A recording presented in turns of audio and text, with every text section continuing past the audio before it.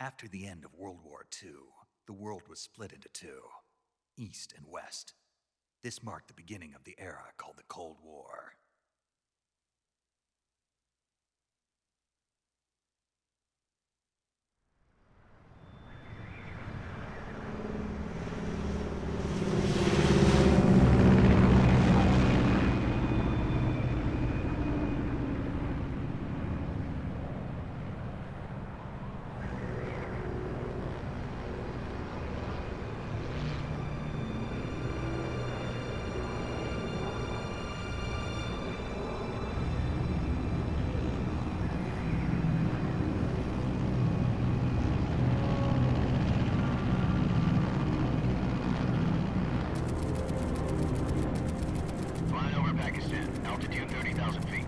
Approaching Soviet airspace. 20 minutes to drop off. Commencing internal depressurization. Equipment check. Arm main parachute. All right. You ready to go? Drop zone still showing a high pressure mass. Cav okay. Good. We've got high visibility.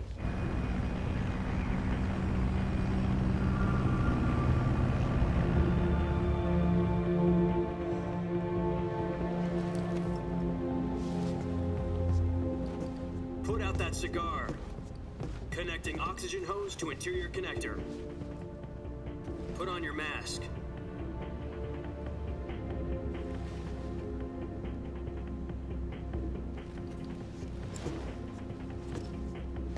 Does this panty waste know what he's doing? Approaching release point. 10 minutes to drop off. Hey, are you deaf? He said put out the cigar and put on your mask.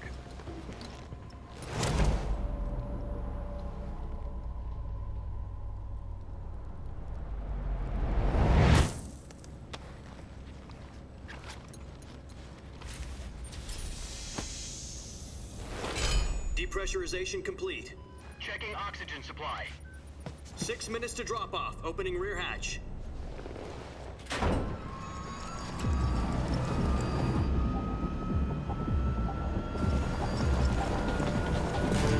Sunrise.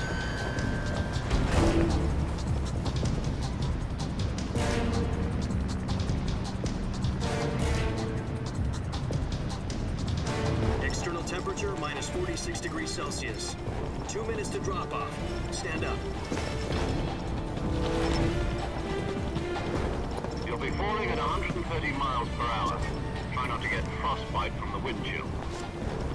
1 minute to drop off. Move to the rear.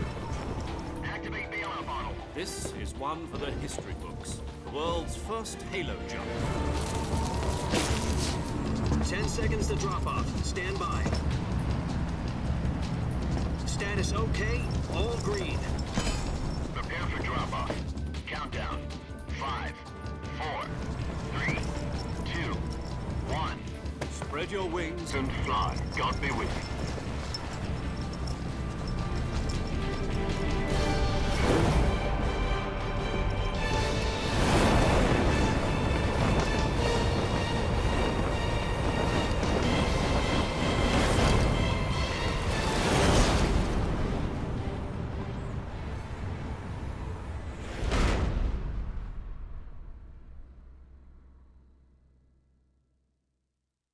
Jack, I've got some important news. The head of the CIA has finally given us the green light for the virtuous mission. Virtual mission? No, the virtuous mission. The future of our Fox unit depends on it.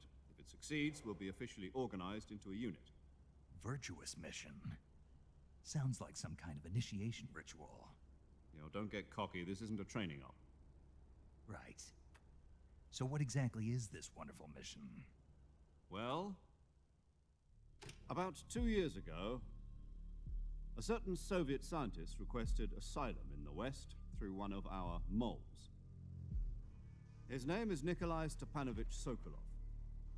He's head of the OKB 754 Design Bureau, one of the Soviets' top-secret weapon research facilities, and the East's foremost expert on weapons development. Sokolov? Isn't he that famous rocket scientist? The very same. On April the 12th, 1961, the Soviets achieved the first manned spaceflight in history. The Earth was blue, but there was no God. Well spoken. The rocket that carried Yuri Gagarin to orbit was the A-1, known as the Vostok rocket. Sokolov is said to be the man most responsible for the multi-engine cluster used in that rocket. After Gagarin's flight, Sokolov left rocket development to become the head of the newly established Design Bureau. From a lowly technician to head of a design bureau, that's quite a success story, so why'd he want to defect? It seems he'd become afraid of his own creations. Afraid? Call it a crisis of conscience. And for that, he left his country and his family behind and went over the fence? Not exactly.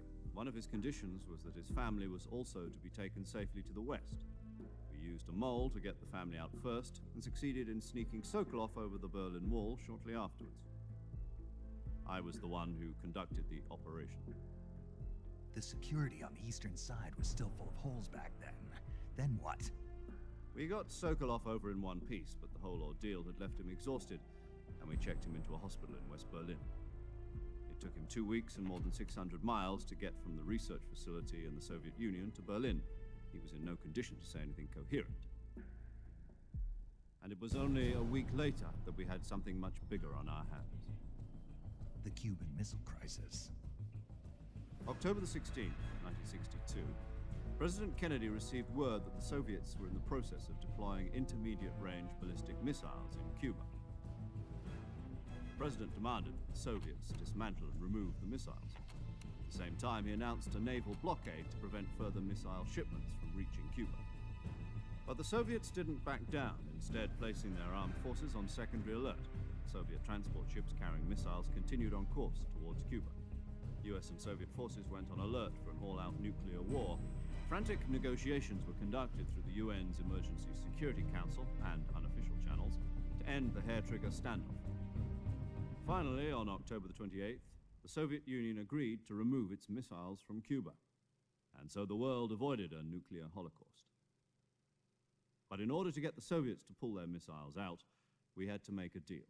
You mean the one where the US agreed to remove its IRBMs from Turkey? No. The Jupiter IRBMs deployed in Turkey were obsolete, and we were going to get rid of them anyway. They had no strategic value whatsoever to either the US or the Russians. The Turkey deal was a ruse, a cover story that was fed to the other intelligence agencies around the world. So what did the Russians really want? Sokolov. They wanted us to return Sokolov. You mean the Soviets pulled out of Cuba just to get their hands on Sokolov? That's right.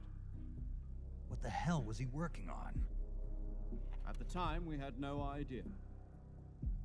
We were running out of time. It was either give up Sokolov or risk full-scale nuclear war. In the end, we had no choice. President Kennedy gave in to Khrushchev's demand. The next day, I got Sokolov out of the hospital, handing him over to agents on the eastern side. Sokolov kept on screaming, "Save me," until he disappeared from my sight.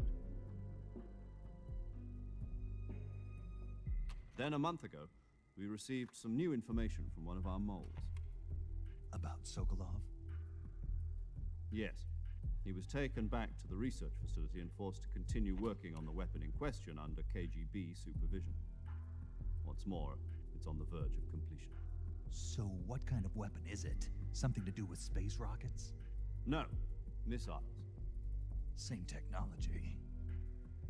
I guess you're right. We don't know the details, but it appears to be a new kind of nuclear device. For half a year now, the Soviets have been conducting frequent nuclear tests at Semipalatinsk. Something to do with the weapon, I assume. We're talking about a secret weapon so big that Khrushchev was ready to pull out of Cuba to get it back. Is Sokolov still in the facility? No. According to our intelligence, he's in Selinoyarsk, a place in the mountains about 3 miles to the west that's known as the Virgin Cliffs. The Virgin Cliffs. Nice name for a virtuous mission. They moved him there just recently. Why? Apparently, they're conducting a field test of the weapon, but it's our best chance to get him back. This mission would never have been possible if he was still in the research facility. This is our last chance. Sokolov must have known that too when he contacted us.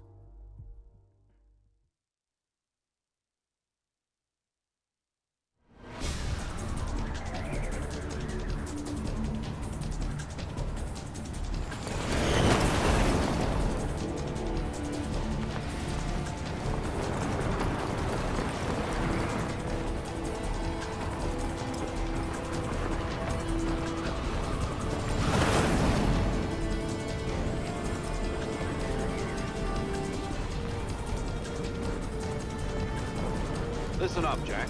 Your mission is to infiltrate Selino-Yask in the Soviet mountains, ensure the safety of Sokolov, and bring him back to the West.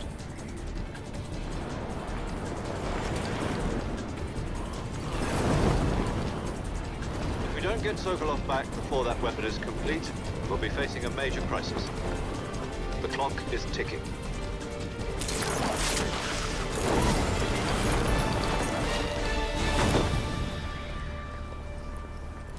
Once we've confirmed the rescue of Sokolov, stand by at the recovery point. A recovery balloon will be dropped at that point.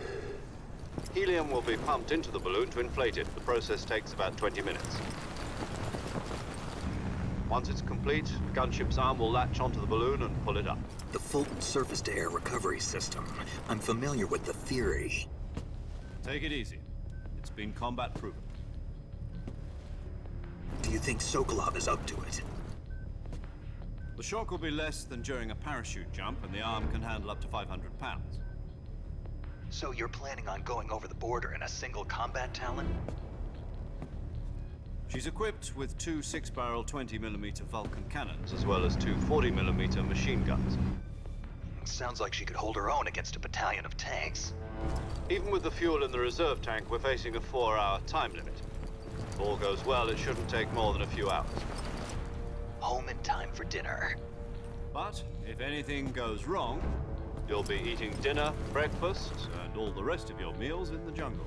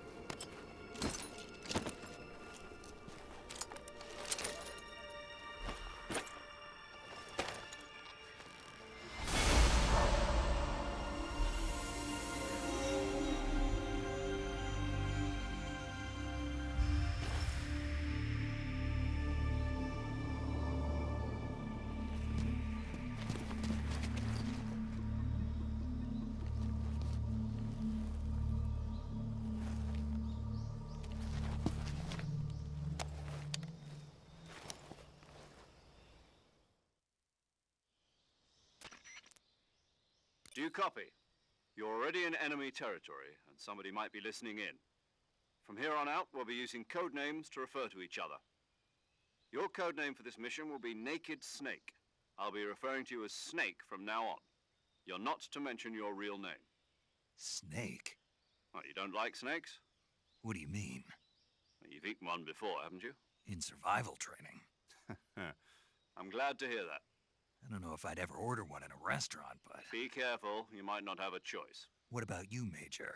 What should I call you? Let's see. I'll be Tom. Call me Major Tom. This will be a sneaking mission. You must not be seen by the enemy. You must leave no trace of your presence. Is that clear?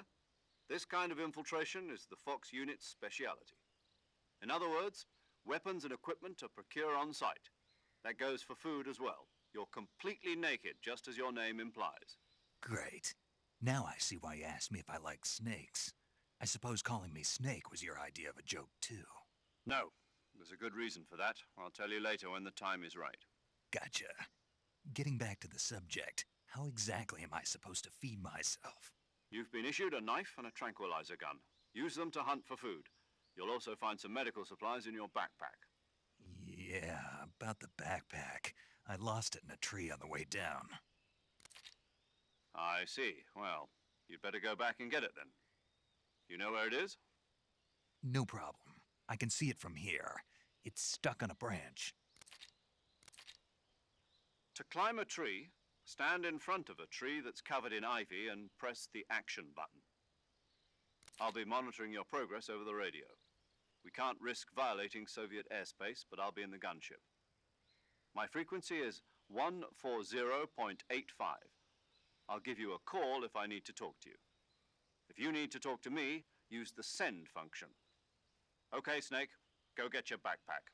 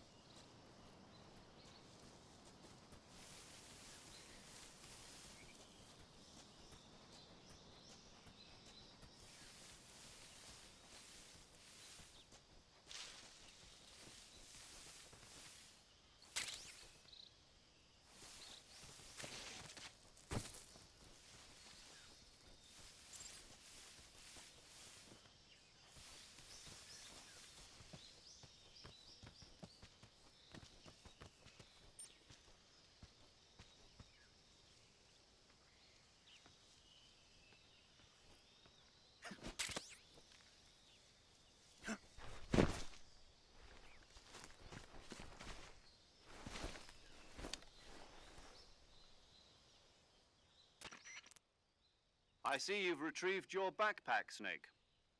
To equip a weapon, it's necessary to take it out of your backpack. In the survival viewer, choose Weapon from the backpack. Your available weapons will be displayed in a list on the screen. From that list, choose the weapon you want to equip and press the Enter button. For other equipped items, just do the same thing from Item. Got it. Use the survival viewer backpack. Yep, that's right. Survival is fundamental to this mission. After you've been out in the field for a while, your stamina will start to drop. If your stamina gets too low, it'll affect your performance. You won't be able to shoot accurately, for example, and your wounds won't heal as smoothly. Keep an eye on your stamina so you don't run out. To recover lost stamina, you can hunt for local flora and fauna. You can use either your tranquilizer gun or your knife to hunt. My only weapon is a Mark 22 Hush Puppy tranquilizer gun? That's right. It's been fitted with its own suppressor. However, the suppressor will deteriorate every time you fire. Once its durability reaches 0, the noise suppression effect will be gone. So don't get too trigger happy with it. The suppressor's durability is shown in the icon. Any weapons and equipment beyond what you're carrying now, you'll have to find as you go. I have to find my own weapons and equipment? Whose crazy idea was this anyway? Solo covert actions are standard Fox operating procedure. You can't leave any traces of your presence. No weapons, equipment, footprints, sweat, or bodily wastes. The same goes for bullets and cartridges, too. Your presence in enemy territory is already a violation of international conventions of warfare.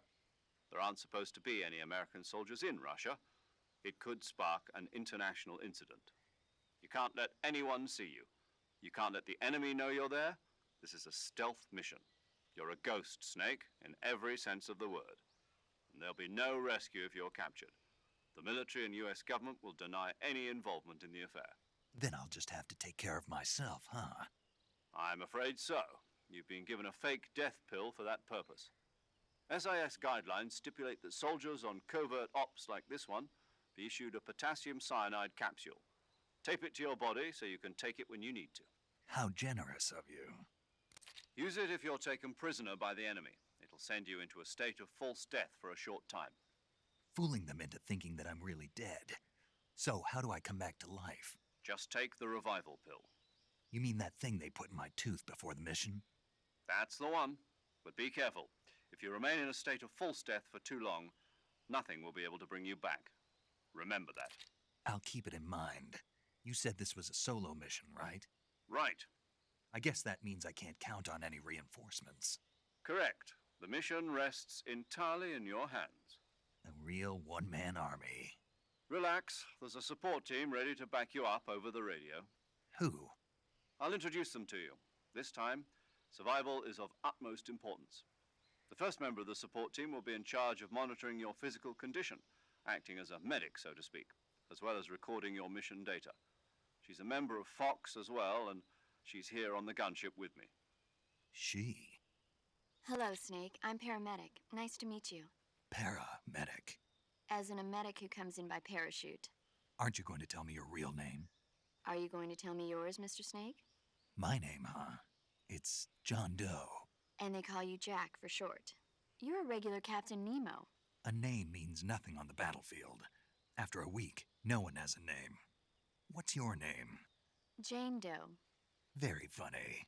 I wasn't joking, but I'll tell you my name only if you manage to make it back alive. My frequency is 145.73. She's also in charge of recording your mission data. Whenever you want to save, send a message over the reserved save frequency, 140.96. So saving lets me record my mission data. That's right. It also records the state of your health. Good to know.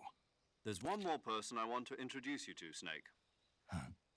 Speaking of snakes, you remember the boss, don't you? A legendary soldier and your mentor.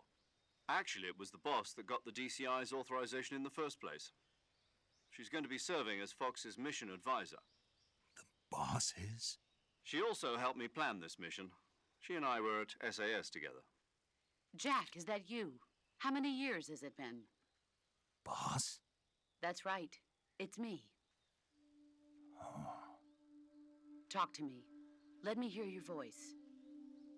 It's been 5 years, 72 days, and 18 hours. You've lost weight. You can tell just by the sound of my voice.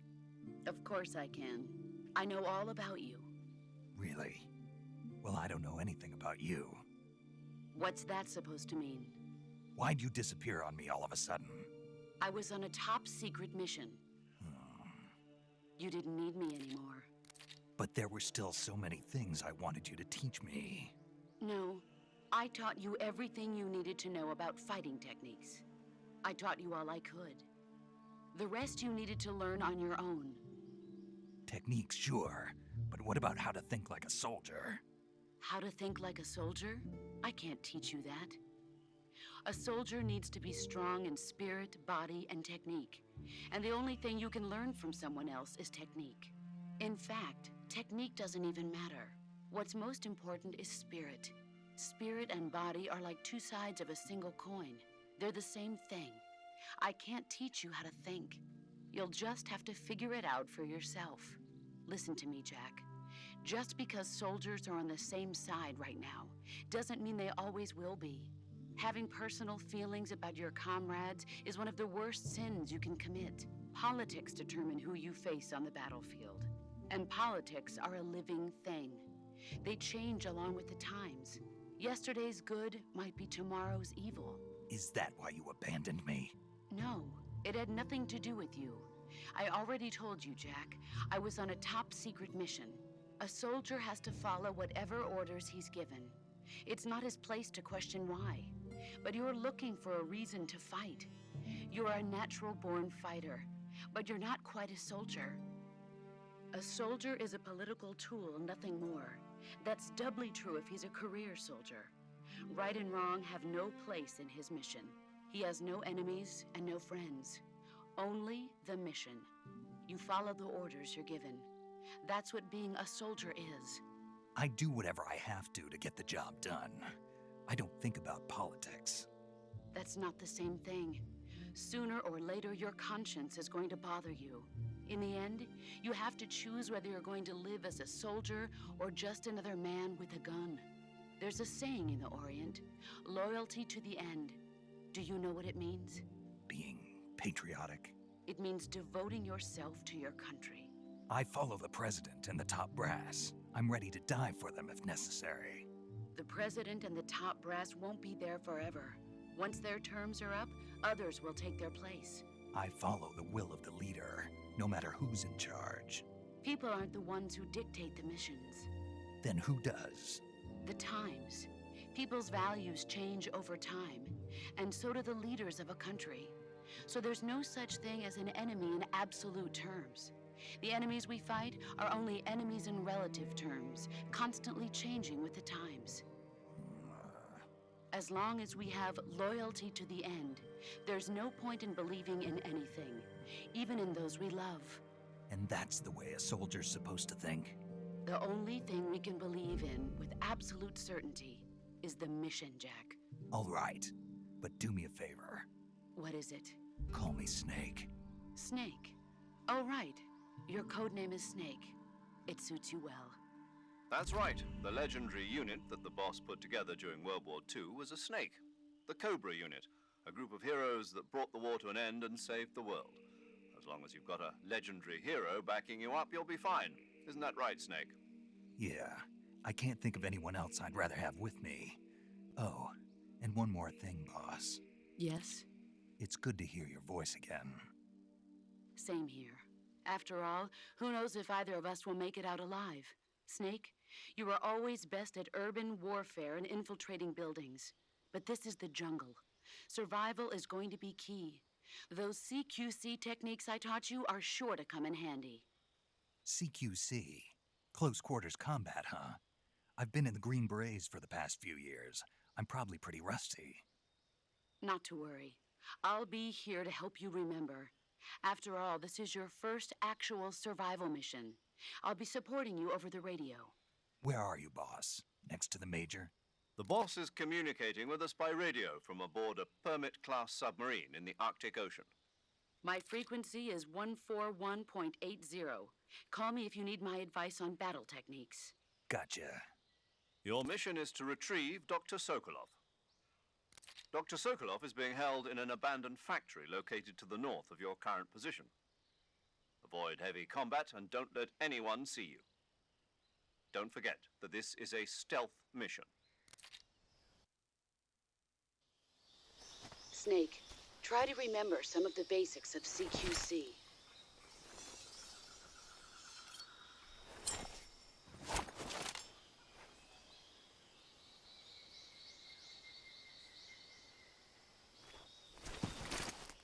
Commencing virtuous mission now.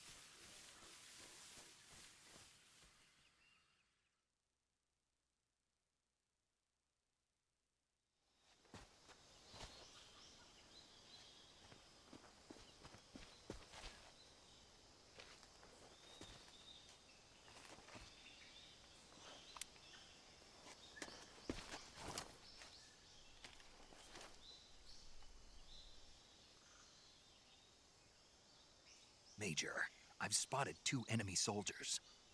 They're probably KGB troops sent to guard Sokolov. AK-47s and grenades.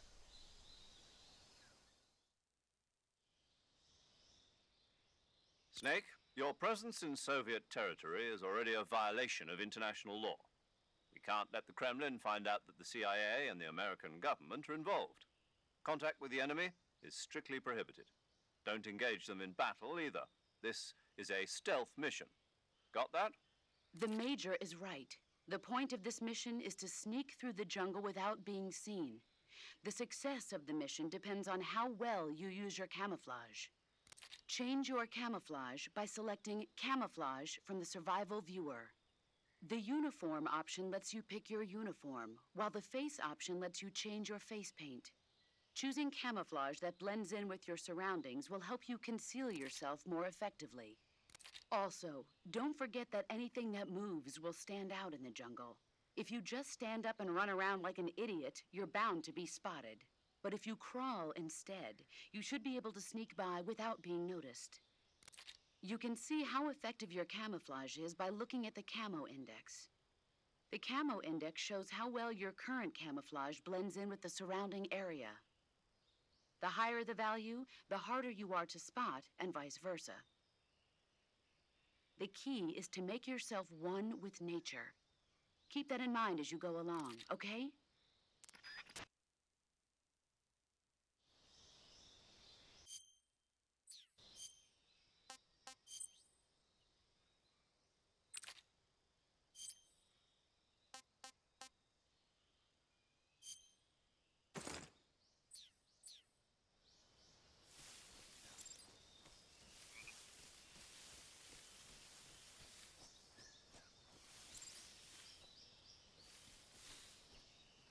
What the...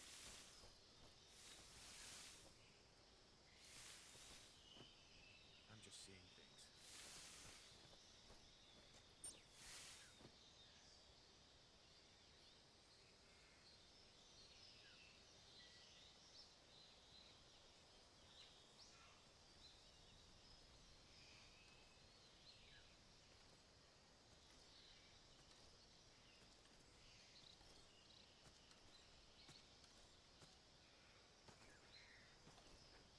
Huh? Who's that? Who's that?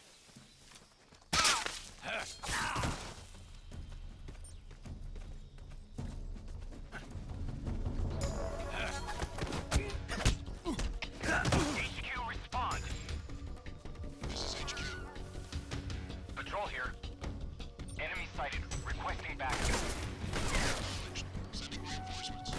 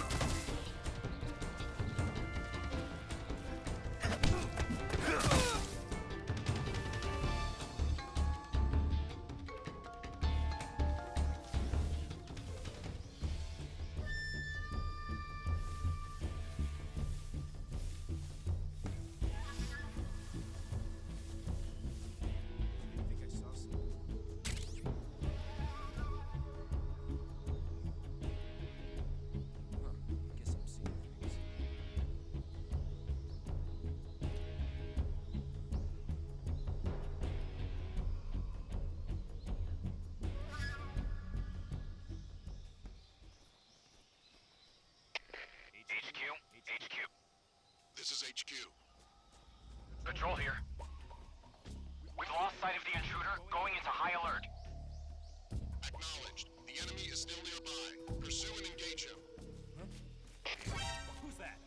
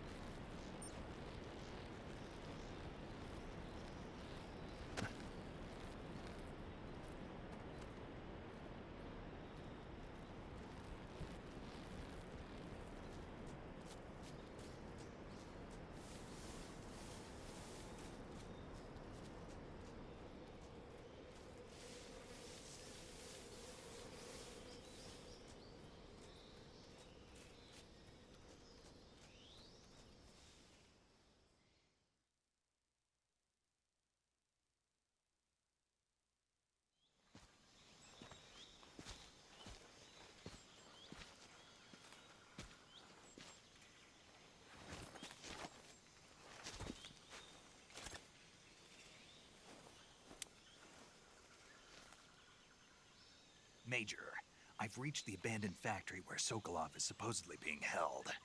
This place is a dump.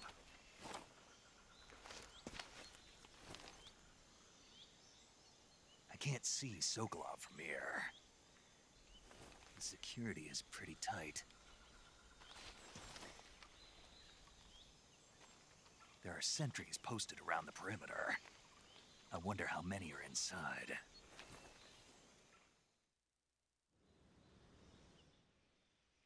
Your objective, Sokolov, is inside the factory. They should be holding him in a room in the northeast section. Northeast section. Got it. Be careful. Your mission is to bring Sokolov back alive. He must not be exposed to any kind of danger. Do not approach Sokolov while in the alert phase. Right. Oh, and one more thing, Snake. You mean there's more? No, it's just that when you get to Sokolov, I want you to tell him something from me. And that is? Sorry for being so late. Is that all? Yes. Understood. Beginning my approach to the target.